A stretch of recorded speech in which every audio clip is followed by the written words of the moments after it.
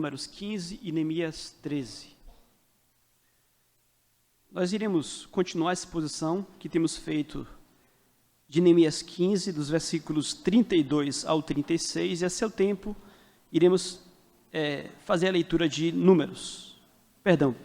a exposição de Números, capítulo 15, dos versículos 32 ao 36, primeiro, e a seu tempo nós leremos Neemias 13. Então, Números 15, 32, assim diz: Estando, pois, os filhos de Israel no deserto, acharam um homem apanhando lenha no dia de sábado.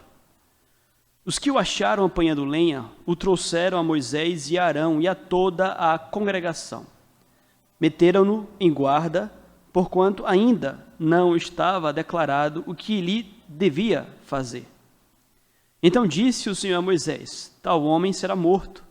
Toda a congregação o apedrejará fora do arraial. Levou-o, pois, toda a congregação para fora do arraial, e o apedrejaram, e ele morreu, como o Senhor ordenara a Moisés.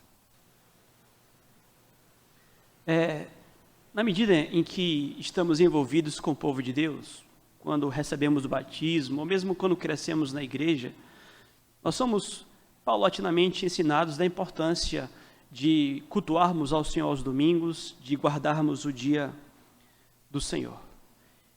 Mas, por um lado, nós podemos e devemos nos perguntar se não há um exagero na ênfase que se dá à importância de guardarmos o domingo como sendo o dia do Senhor. Não haveria um exagero, por exemplo, ao afirmarmos que o crente deve ir à igreja, cultuá-lo pela manhã, cultuá-lo pela noite. A preocupação que há em meio a esses pensamentos é a seguinte: sabemos que o povo de Deus pode, infelizmente, por conta dos seus atos religiosos, terminar por desprezar coisas que são realmente importantes. Então, tenho dito que o crente ele é aquele que incorre no sério perigo de, por exemplo, esquecer com muita facilidade questões que envolvem a importância do amor, justamente por estar envolvido em tantos atos religiosos.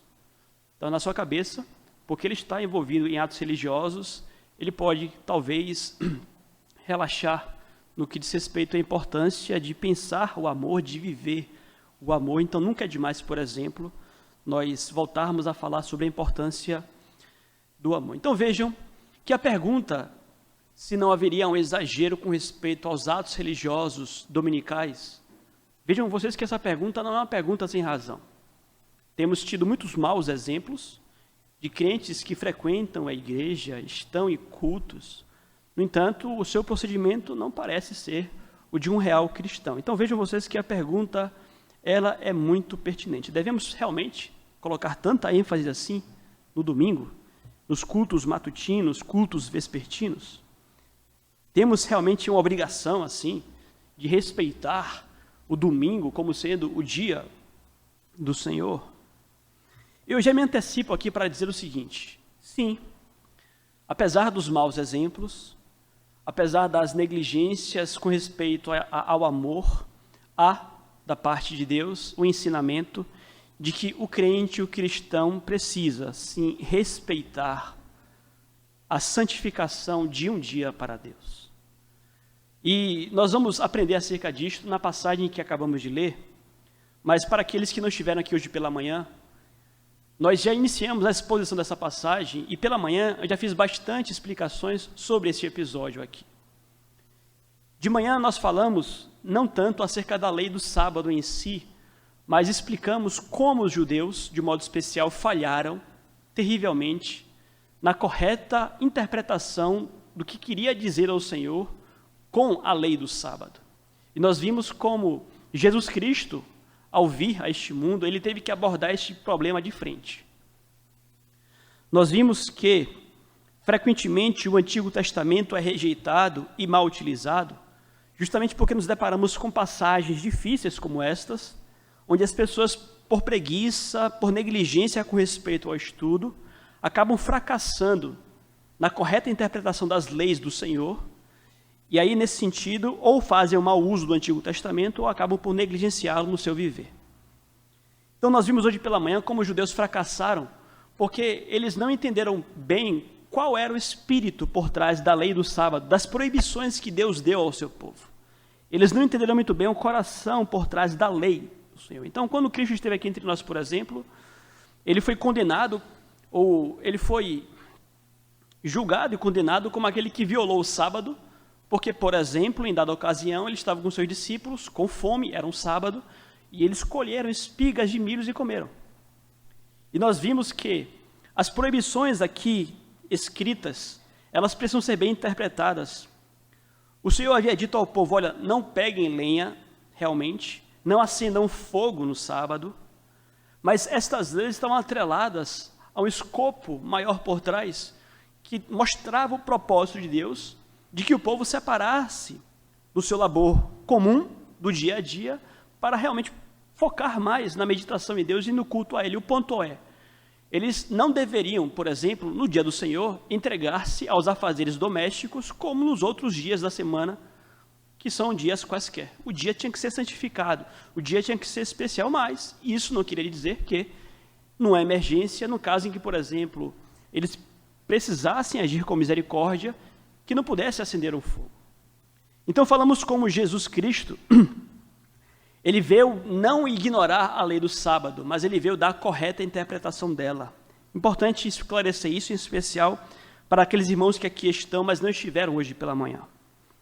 Então, em especial pela manhã, nós falamos da importância de combatermos o legalismo e o farisaísmo, que é justamente nós pegarmos a lei de Deus e querermos aplicá-la literalmente a tudo, inclusive com detalhes, inclusive indo além, extrapolando aquilo que a Bíblia não disse, na expectativa de que com isso seremos mais abençoados. Isto é legalismo, isto é farisaísmo, isto é pecado. O nosso propósito é sempre procurar o Espírito por trás da lei. Então Cristo fez isso com maestria, quando nos ensinou acerca da lei do sábado. Ele curou no sábado, ele ordenou que pegassem o leito no sábado, que carregassem uma cama no sábado. Ele colheu espigas de milho no sábado, mesmo quando a lei dizia, não façam colheitas no sábado. Mas vejam, eles não estavam ali comercializando coisa nenhuma. Cristo, em hipótese nenhuma, infringiu a guarda do dia do Senhor. Tendo explicado isto, a pergunta que eu quero trazer aqui nesta noite é outra. E é a seguinte, por quê respeitar a santificação de um dia ao Senhor? Não há como fugir desta pergunta, porque é sobre isso que o texto vai tratar. O texto trata de um episódio, de uma situação, é uma narrativa, é algo que aconteceu, mas a narrativa em si, ela nos responde a esta pergunta. Por que respeitar a santificação de um dia para Deus? E a resposta que a narrativa nos traz é somente uma. Porque Deus encara com seriedade a observação do dia do Senhor como um dia para o descanso e para a adoração. Não há como nós fugirmos a outra conclusão. A narrativa em si, por si só, ela já nos ensina claramente o fato de que Deus encara com seriedade esta coisa de guardar o dia do Senhor. É claro que conforme nós iremos fazendo explicações, iremos mostrar que há distinções entre a forma como o judeu guarda o dia do Senhor e a forma como o cristão guarda o dia do Senhor. Mas esse episódio foi escriturado aqui pelo Espírito Santo, não apenas para ensinar a judeus. Não tenham dúvidas. Esse episódio foi escriturado chocantemente pelo Espírito Santo, também para ensinar aos cristãos. E se pudéssemos aqui resumir qual é a lição deste episódio, já falamos aqui, é mostrar que Deus encara com seriedade este negócio de guardar o dia do Senhor. Por que respeitar a santificação? Repito, porque Deus encara com seriedade. Nós vamos aqui, então, continuar de onde nós paramos. Versículo 34. O que foi que os líderes de Israel fizeram diante daquela situação? Trouxeram a eles um homem que estava catando lenha para fazer fogo no sábado, e os líderes tomaram a medida. Versículo 34. Meteram-no em guarda, porque ainda não estava declarado o que se lhe devia fazer. Então, de um modo geral, conforme nós falamos hoje pela manhã, os judeus sabiam que aquele homem estava fazendo algo errado. Eles sabiam que Deus havia proibido de que trabalhassem no sábado, de que colhessem madeira, lenha, de que acendessem fogo. A lei, nós lemos hoje pela manhã, proibia isso claramente, explicitamente. Já tinham compreensão, inclusive, de que a transgressão da lei do sábado era passível de morte. Mas mesmo com essas verdades, com estas informações, ainda assim, eles acharam por bem levar a situação a Moisés, levar a situação a Arão e aos anciãos do povo, que eram juízes, justamente para situações difíceis como estas, conforme já falamos hoje pela manhã. Por que será que era necessário, então, que aquele homem fosse preso para que pudessem consultar a Deus para saber o que deveriam fazer em relação a ele?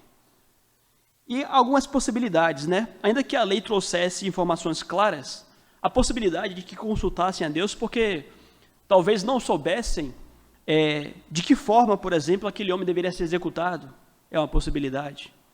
Ou talvez porque não tinham tanta certeza assim, se o simples fato de colher lenha seria ato passível de morte.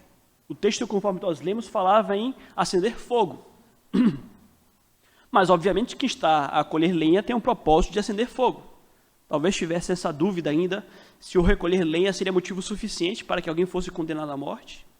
Mas, na minha opinião, a possibilidade mais real aqui para o fato de que os líderes prenderam aquele homem e foram consultar a Deus se deu ao fato de que eles não tinham ainda as razões por trás do ato daquele homem de ter decidido colher lenha.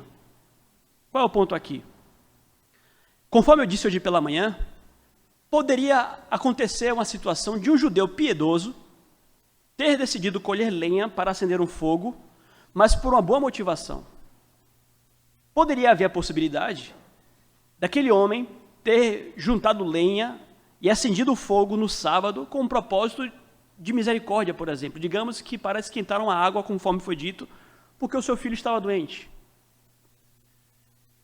Então, a ideia aqui é a seguinte: eu creio que os líderes decidiram encarcerar aquele homem para consultar primeiro a Deus, justamente para que pudessem saber da parte de Deus se as motivações por trás daquele ato, que parecia ser um ato nítido de rebelião, seriam motivações realmente oriundas da maldade dele, da rebelião dele, ou pudesse ser uma motivação envolvida em atos de misericórdia.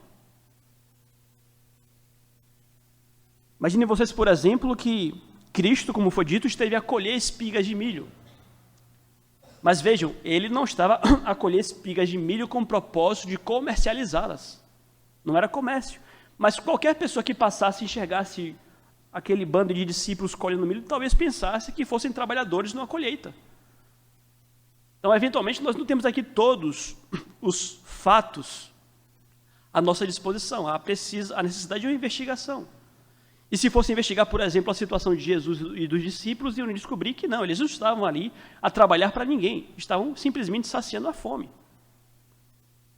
Então eu creio que aquele homem foi encarcerado e foram então consultar a Deus, porque haveria uma possibilidade daquele homem não ter transgredido a guarda do dia do Senhor. Não sei se os irmãos me acompanharam em meu raciocínio, mas o ponto é, haveria uma possibilidade de que a motivação dele fosse uma motivação justa e não impiedosa. E aqui nós podemos fazer um elogio à atitude deles, sem dúvidas nenhuma, porque isso aqui nos ensina que frequentemente nós teremos dúvidas também. E havendo dúvidas, nós fazemos muito bem em procurar clareza. E procurar clareza onde? Na própria pessoa do Senhor. O que eu tenho constatado é que o ser humano, naturalmente, ele tem muitas dúvidas. E muitas dessas dúvidas, no fim, elas são guardadas para que possam servir como desculpas para pecados e tudo mais. Não há um interesse eventual de esclarecer-se as dúvidas. Vejam, um conselho que eu daria à igreja aqui, um conselho secundário diante desta mensagem. Não havendo clareza em seus dilemas, tenha paciência e procure o esclarecimento que vem do Senhor. É uma lição, inclusive, para líderes, aqueles que precisam tomar decisões difíceis. Às vezes nós temos que deixar a decisão sobre a mesa. Vamos orar um pouco. Vamos esperar para decidir depois. vamos procurar a clareza que vem da palavra e do Espírito Santo. É um conselho parentético, mas que nos ensina também a palavra de Deus. E por que agir assim? Toda a vida, quando você se propuser a esperar e a pacientemente buscar clareza em Deus, saiba que você nunca será desapontado. Toda a vida, quando você se propuser a buscar respostas em Deus, com paciência, em oração, você nunca será desapontado. Moisés e Arão foram buscar este conselho da parte de Deus e eles não foram desapontados. Aliás, naquela situação toda, Deus era o mais interessado. Deus era o mais interessado. Então parece que a palavra de Deus não demorou para chegar até eles. E a palavra de Deus foi: olha, este homem tem que morrer. Certamente morrerá o tal homem. Então, qual foi a resposta de Deus? Versículo 35. Então disse o Senhor a Moisés: tal homem será morto, toda a congregação o apedrejará fora do arraial. Então, qual foi a sentença proferida por Deus? O prisioneiro foi considerado um profanador do sábado, um transgressor daquela lei, e como tal, ele deveria ser levado à morte. Aqui, a pergunta inevitável é a seguinte: por que será que Deus impôs a este homem a pena de morte? Parte dessa resposta eu já trouxe hoje pela manhã, quando eu falei para os irmãos que, conquanto para a gente possa parecer algo de menor importância, para o judeu em especial, o sábado era um mandamento muito especial. Por quê? Porque era um mandamento que, de certa forma, marcava Israel como sendo o povo de Deus e o distinguia dentre as demais outras nações. Então, os profetas falam muito sobre isso quando colocam o sábado como um mandamento à parte, como quem diz: olha, é uma marca de vocês.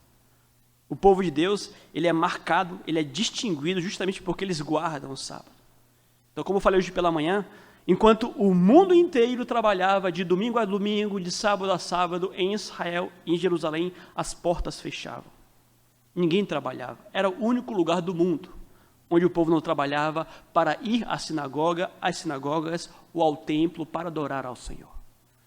Então, quando eles negligenciavam isto aqui, muito mais naquele contexto de uma teocracia, quando eles negligenciavam o dia do Senhor, o sábado, então, eles com isso estavam, de certa forma, profanando a aliança que Deus fez com eles.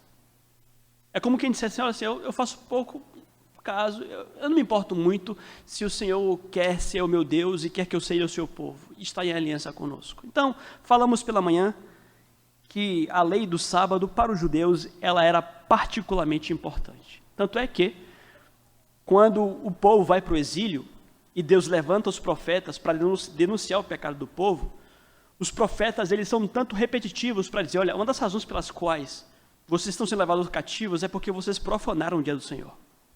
Ezequiel fala sobre isso, Isaías fala sobre isso. Vocês não mantiveram a guarda do dia do Senhor. Então, para Deus era algo particularmente importante. Para o judeu, a guarda do sábado. Mas, tendo dito isso, conforme eu já me expressei aqui anteriormente, eu creio que Deus também condenou aquele homem à morte, porque Deus conhecia o coração daquele homem. Nós não conhecemos o coração de ninguém. E Deus, ele pôde constatar que os motivos pelos quais aquele homem quis fazer o que ele fez não foram motivos nobres. Deus constatou que aquele homem, pelas suas motivações, e só Deus conhece as motivações, pelas suas motivações, ele merecia a morte. Considerando a importância da guarda da lei do Senhor, conforme já foi dito aqui, e considerando o motivo pelo qual aquele homem fez o que ele fez. Deus falou: ele merece morrer. A lei, aliás, já anunciara claramente. Nós lemos hoje pela manhã. Quando Deus deu os mandamentos, ele diz claramente: aquele que fizer tal coisa morrerá. Ou seja, aquele homem, por exemplo, não poderia, em hipótese nenhuma, alegar ignorância. As leis foram pré-estabelecidas claramente. Se fizer isso, vai morrer. Então, juntando essas questões todas, o que fica claro é: Deus havia estabelecido a lei era importante, e aquele homem decidiu, ainda assim, afrontar ao próprio Deus. E quando nós falamos isto, nós lembramos, inclusive, dos versículos finais da exposição que fizemos há 2 semanas atrás. Voltemos lá, Números capítulo 15. Você vai lembrar, versículos 30 e 31. São os versículos imediatamente anteriores a esta passagem. Versículo 30 diz assim: mas a pessoa que fizer alguma coisa atrevidamente, quer seja dos naturais, quer dos estrangeiros, injúria ao Senhor, tal pessoa será eliminada do meio do seu povo. Pois desprezou a palavra do Senhor e violou o seu mandamento. Será eliminada essa pessoa e a sua iniquidade será sobre ela. Nós falávamos à ocasião que naquele contexto, Deus disse, olha, pecados por ignorância são pecados, mas há perdão. E havia um sacrifício estabelecido para o pecado por ignorância. Mas ele diz, aquele que pecar atrevidamente, e falamos à ocasião que atrevidamente aqui no original traz a ideia de alguém levantando a mão contra Deus. O judeu que atrevidamente levantasse sua mão contra Deus, na expressão clara de desafio, essa vida seria eliminada. Então nós podemos imaginar que este homem fez o que fez de forma muito atrevida. Fez o que fez de forma muito petulante também, né? Então, Deus sentenciou aquele homem à morte. Nesse sentido, voltando às questões dos pecados deliberados, palavra para os cristãos também. Você que é crente, tenha cuidado com aquelas suas atitudes que você sabe estão em franca rebelião contra o Senhor.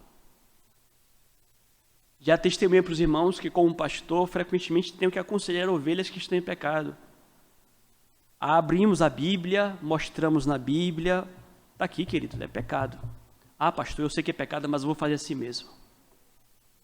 Eu sei que eu estou errado, pastor, que Deus me julgue. Tenha muito cuidado, porque você foi privilegiado. Você não é um qualquer, não. Você foi iluminado com a palavra de Deus. Você teve o privilégio de ouvir o Evangelho. Você tem sido encharcado, na verdade, com luz que vem do alto.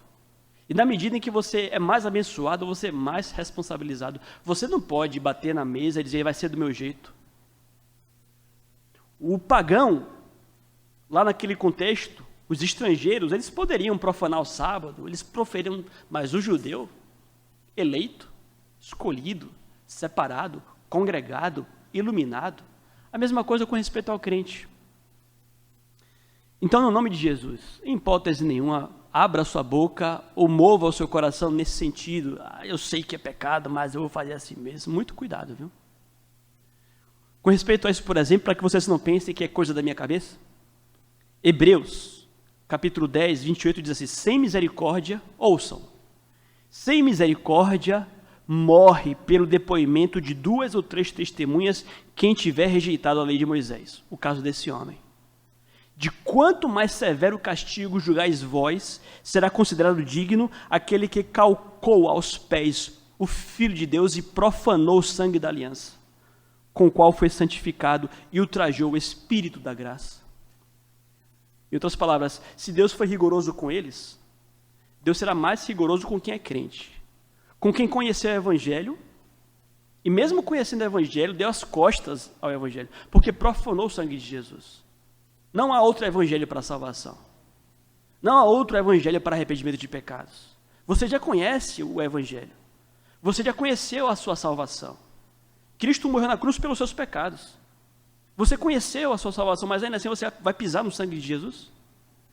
Vai voltar as costas e dizer, olha, é como eu quero? Então, repito, não é algo da minha cabeça. É perigoso para o cristão esse ato de rebelião. Mas esse foi o assunto de um sermão há 2 semanas atrás. O nosso assunto aqui é outro. Então vejam que a lei civil dizia ao povo, vai morrer. Deus analisou a situação e disse, é passível de morte, matem-no. Mas nós chegamos agora a uma outra pergunta importante. Talvez você pergunte-se, pastor, eu entendo, aquele homem merecia morrer. Foi atrevido, aquele homem violou o sábado, que já era uma lei clara para ele, mas será que Deus não poderia ter misericórdia dele? Por que Deus não perdoou aquele homem? E aí é importante que nós primeiro reconheçamos que Deus ele é misericordioso. Quando nós nos deparamos com situações como estas aqui, apesar do rigor de Deus, isto aqui não pode nos levar ao extremo oposto de concluir que Deus não é misericordioso. Sabemos que Ele é. Nós temos prova disto, nós somos prova disto. Deus é misericordioso. Mas a Bíblia também ensina que Deus ele é justo. Então a misericórdia e a justiça de Deus, elas não se anulam. Então Deus ele é misericordioso, ao mesmo tempo Deus é justo, fora o fato de, como já foi dito, Ele é quem conhece os corações e as motivações de cada indivíduo, e Ele sempre irá tomar decisões justas. Você não. Você não conhece o coração de ninguém, e as suas decisões são muito injustas, e frequentemente você, em sua petulância, nós, na nossa petulância, estamos no atrevimento de querer julgar uma decisão de Deus. Quem somos nós? O ponto é, Deus, ele sempre toma medidas justas. Por quê? Quem Deus é? Deus é aquele que reúne em si todas as perfeições. Se houvesse a mínima imperfeição em Deus, ele não seria Deus. E sendo perfeito, ele não erra. Não se preocupe com isso. Mas por que Deus não fez isso? Por que Deus fez daquilo? Não se preocupe. Você não entende nada. A nossa mente é pequenininha. Ele não erra. Ele é perfeito. Ele sabe o que faz. Então não estamos em posição de queremos questionar a Deus porque Ele agiu assim, porque Ele não teve misericórdia, porque Ele matou alguém. Ele sabe o que faz. Ele é justo. Além disso, a Bíblia nos ensina que Ele é soberano. Isso implica dizer que Ele tem direito de estabelecer leis, estabelecer penas e aplicar as leis. Então, por exemplo, se Deus condena à morte um assassino, nós vamos compreender. Ele estabeleceu a lei. Quem derramou sangue vai pagar com seu próprio sangue. Podemos compreender perfeitamente isto. Talvez em nossos padrões inferiores de moralidade, nós não entendamos o rigor nessa situação. Mas se Deus colocou o rigor nessa situação, é porque isso é tão importante quanto. Ele é soberano, Ele tem o direito de estabelecer as leis e de aplicar as leis. Mas o que fica claro aqui, vocês vão me entender, é que ao executar aquele homem, ao cumprir a sua lei, Deus estava estabelecendo para Israel leis com o propósito de promover a justiça, a santidade e o bem-estar de Israel. Então, o que fica claro aqui, notório, incontestável, é o fato de que Deus quer aplicar uma lei para o bem do seu próprio povo. E vejam que as leis, elas têm esse propósito. A lei, ela tem um propósito não apenas de contemplar um indivíduo. As leis civis, elas têm o propósito de contemplar a sociedade. Qual é a razão, por exemplo, para vivermos num Brasil como o nosso, onde há tantos crimes à nossa volta, senão muita impunidade? Leis que não se aplicam. As leis que são frouxas. Então vejam como, ao pouparmos uma vida, ou ao sermos muito complacentes com o crime, vejam o prejuízo que nós trazemos para o convívio civil. O ponto aqui é, quando nós temos leis justas, que são aplicadas para a sociedade, isto naturalmente contribui para a bênção da sociedade. Então, se vocês pararem para pensar, longe de ter sido um ato falto de misericórdia, esse ato do Senhor aqui foi muito misericordioso. Quantos judeus não foram beneficiados com a morte daquele homem? Quantos não estariam no caminho da profanação do dia do Senhor? A nação inteira, talvez. Quantos não estariam no caminho da afronta ao Senhor, de replicarem, de imitarem o que aquele homem fez? Eu vou pegar a lenha, eu vou fazer a fogueira, quem manda na minha vida sou eu. Quantos no caminho desta loucura e quantos não foram corrigidos agora? Opa, não é bem assim não. Esse negócio aí de obedecer a Deus é importante.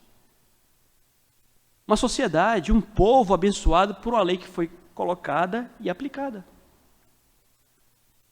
Então é bem possível que Deus tenha ordenado a morte daquele homem também como exemplo, como advertência, como uma lição para a comunidade de Israel, para mostrar a gravidade da situação.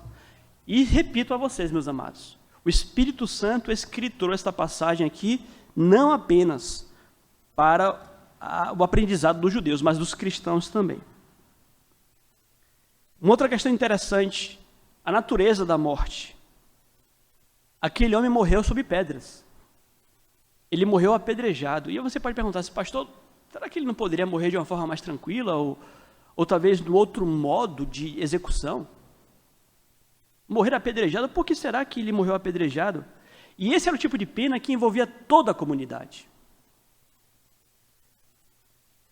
O apedrejamento, de certa forma, simbolizava toda a comunidade participando e rejeitando aquilo ali. Então, servia inclusive de um antecedente a futuras violações. Ou seja, Deus estava aqui enfatizando para Israel o caráter importante do dia de sábado, para mostrar o quanto sério era aquele crime, o quanto era desagradável ao Senhor, e para que os outros pudessem ouvir e temer. Então, vejam, o que eu quero chamar a atenção aqui, meus amados, é que todo este cuidado de Deus, longe de ser algo que nos faz mal, pensem no povo de Deus.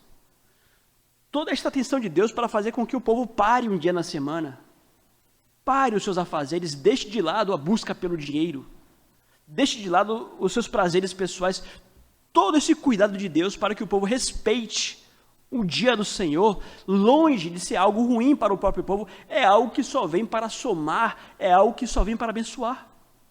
Então, o rigor de Deus ao castigar o seu filho e ao disciplinar o seu povo, toda a vida é para o seu próprio bem. Sabe, pensem comigo aqui agora. O quão esta tal de lei do dia do Senhor tem abençoado as nossas vidas? Eu sou crente, pela graça de Deus, cresci no lar evangélico, minha conversão ali pela minha adolescência.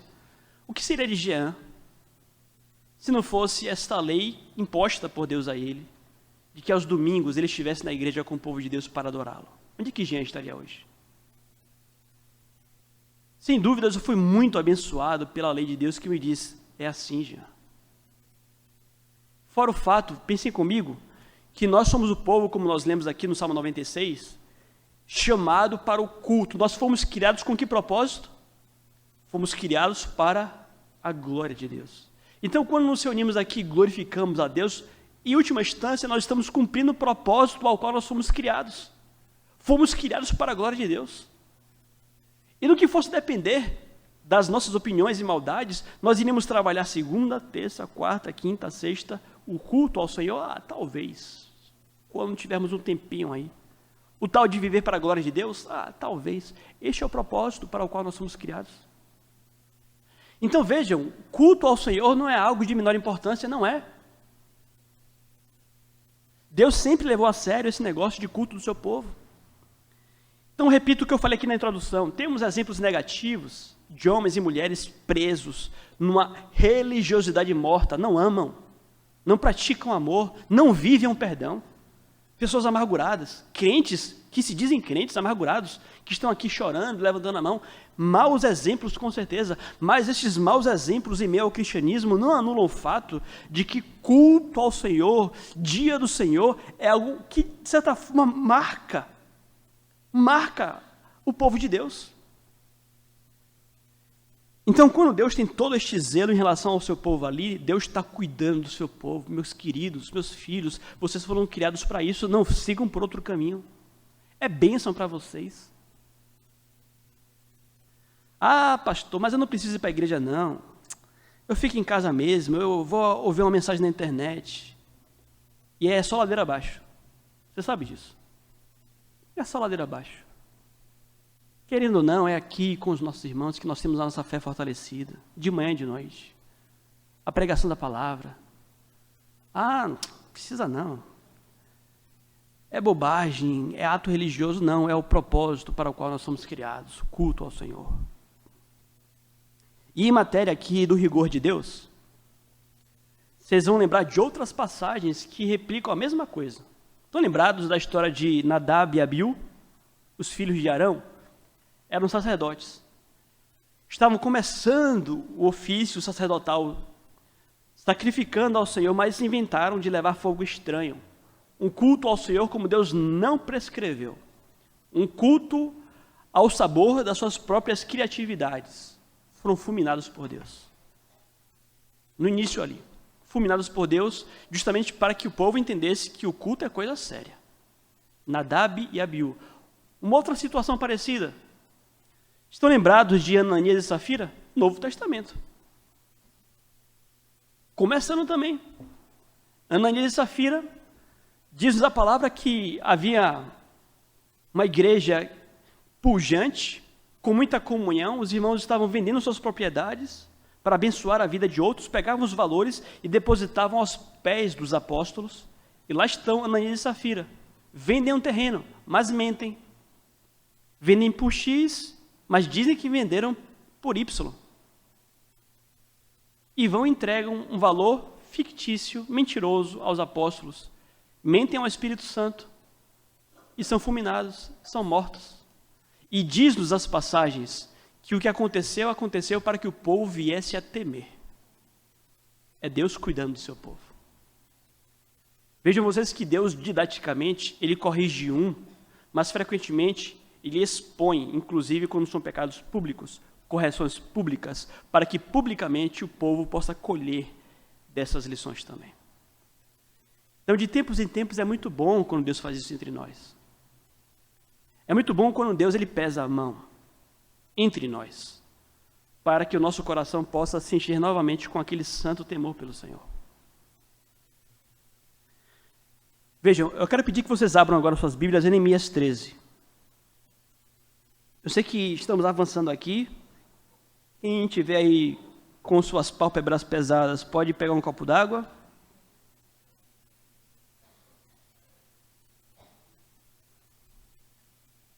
Todo mundo abriu o olho agora. Falei das pálpebras pesadas. Pô. Neemias 13, vamos lá. Versículo 15.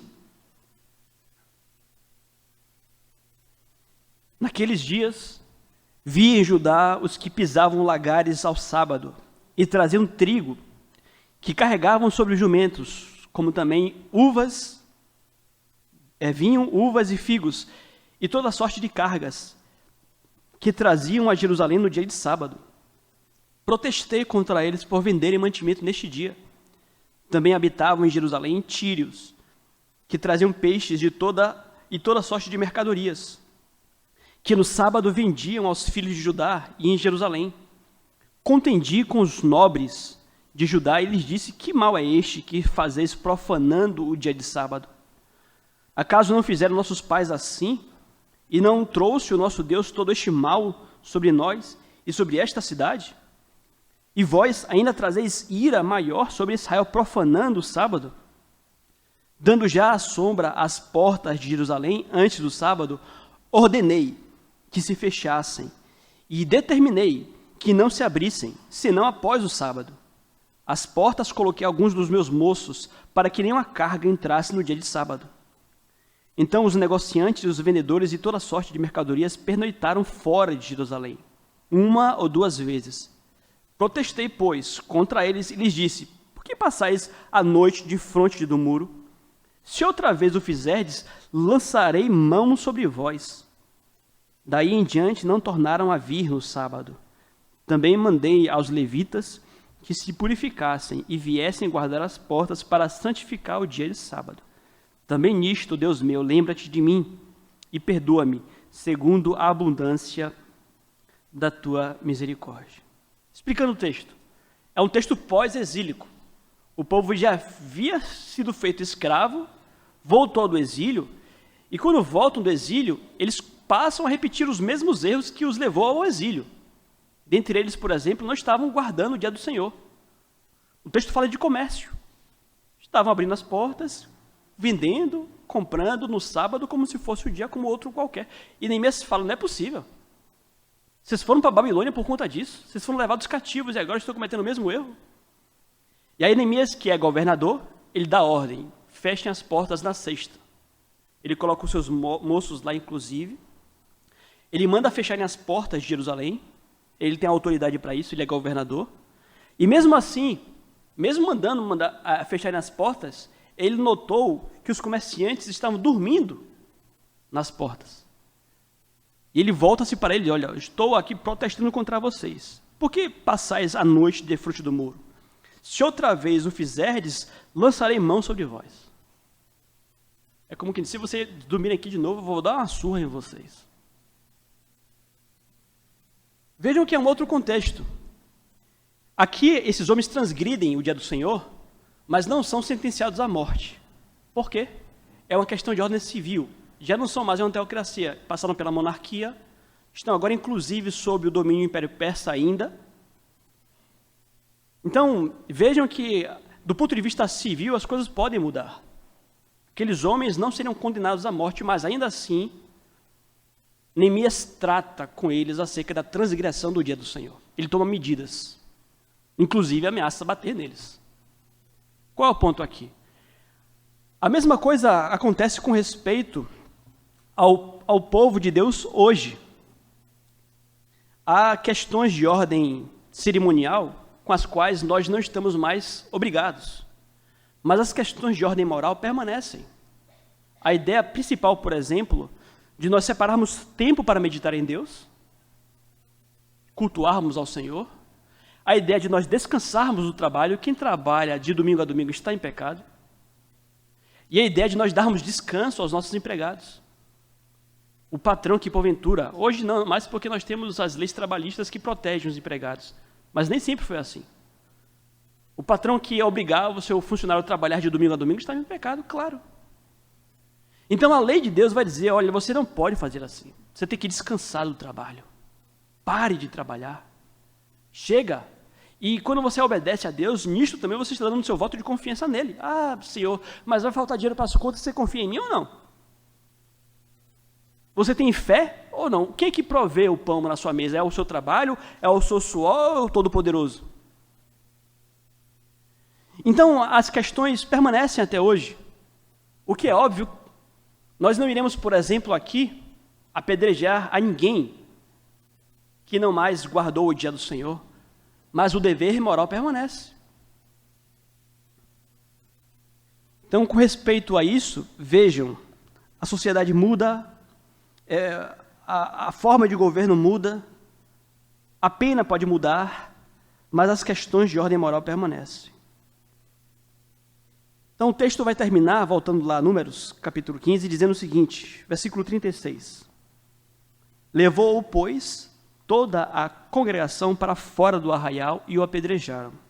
E ele morreu como o Senhor ordenara a Moisés. O apedrejaram fora do arraial. Isso aqui carregava também um simbolismo, a ideia de que estavam retirando do meio deles a impureza do povo de Deus, que estava no meio do povo de Deus, e aqui, obviamente, um elogio a ser feito ao povo aqui. Eles desempenharam o que Deus ordenara que eles fizessem. Eles foram e executaram, então, a ordem de Deus. Qual é a lição que fica para a gente aqui nessa noite? Meus amados, no nome de Jesus, vejam que Deus zela pela honra dos seus. Deus zela pela honra da guarda do dia do Senhor. Ou seja, não é algo de menor importância, não para quem é povo de Deus. Não para quem é povo de Deus. Nós aprendemos em Hebreus capítulo 4, que nós não estamos mais presos às questões cerimoniais, porque Cristo, de certa forma, ele já trouxe para o seu povo aquele descanso que mais importa, que fora prometido. Em Cristo nós somos libertos da escravidão do pecado. Em Cristo nós entramos já no descanso que o Senhor tem a oferecer para o seu povo. Então as questões de ordem cerimoniais ficaram para trás. Por exemplo, como eu já citei aqui aos irmãos, o judeu guardava o sábado preocupado com algumas questões que já não mais preocupam os cristãos. Os judeus não acendiam fogo, e até hoje alguns deles comem bolo, pães e frutas no dia de sábado. O judeu era proibido de caminhar a certa distância, havia um limite estabelecido. O judeu não podia sequer carregar objetos no dia de sábado. Então essas questões todas estão relacionadas aos aspectos cerimoniais do quarto mandamento, do dia do Senhor. Mas, repito, as questões de ordem moral permanecem até os dias de hoje. Para que nós tenhamos noção, por exemplo, o sábado judaico, era guardado com 2 cultos sendo realizados conforme a mensagem que eu mandei para vocês. Havia um culto matutino, chamado Shacharit. O judeu começava o dia do Senhor com culto ao Senhor. E havia também um culto vespertino após o pôr do sol, que era chamado de Hadalá, que quer dizer separação. Apontava justamente ao fato de que aquele era um dia separado para o Senhor. Então, hoje em dia, nós temos lutado contra isso. Irmãos que preferem gastar o tempo do domingo com outros afazeres que não nos cultos que nós reservamos para o nosso Deus. Nós observamos, inclusive, que Cristo, enquanto esteve entre nós, ele acompanhou os cultos nas sinagogas. Lucas 4,16 diz o seguinte: e chegou a Nazaré, onde fora criado, e segundo o seu costume, entrou em dia de sábado na sinagoga e levantou-se para ler. Então, para além de qualquer dúvida de que Cristo, quando esteve entre nós, também guardou o dia do Senhor. Então, conselhos, ou conselho que eu deixo para a igreja aqui nesta noite. Primeiro, busque a vontade de Deus. Há dúvidas? Se as coisas não estão se encaixando na sua compreensão, não se acomode. Busque compreender, na certeza de que Deus há de honrar a sua busca. Entenda que nós devemos respeito ao dia do descanso. E com respeito a isso, procure, então, consagrar-se no domingo para o Senhor. É uma questão de hábito, inclusive, questão de rotina. Com respeito a isso, em minha casa, eu e minha esposa temos a nossa rotina, para fim de semana, inclusive. A rotina já para a sexta, para o sábado, para que no domingo nós temos a liberdade de ter aquele dia que é esperado, aquele dia que é especial. Então, eu creio que a exposição dessa passagem é muito válida para que nós possamos trazer à memória princípios que são importantíssimos para o povo do Senhor. Que Deus nos ajude a consagrarmos o dia do Senhor ao nosso Senhor.